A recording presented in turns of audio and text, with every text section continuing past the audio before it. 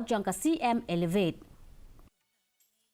Ki prangut ki Samla jong ka Pule beningkong MD Homeopathy jong ka North Eastern Institute of Ayurveda and Homeopathy Neiah kilaya chakmat bat ka Jingeh Shah Thngan ba klem por nado ka atmru terik naiwing ban yaki persya Halor ka jingbam larkam jong ki bor penyat ban Shimkhia Halor ki laiteli ki jingut jingnam ki bekentup ya ka jingbam patsiu ya ki stipend mentala shisnem ka jingbam don ka Jingeh jong ka Pule PG MD Homeopathy ba laisnem bat ka nehu bat ka jingbam la ban penbiang ya ugaid kumbala betha da ka National Commission for Homeopathy Uway na ki Samla Pule ba yaki uloong ba director in charge ba deputy director ki don cha Delhi wat haba ka shlem jing Pule ka don hapdeng ki Jingeh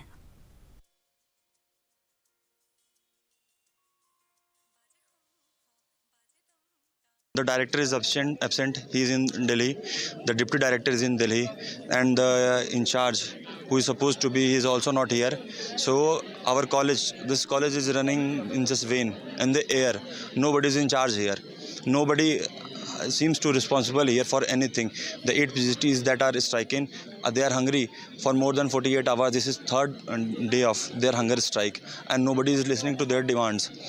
This should stop. The administration should listen to us. Ka kelaba ar jong ka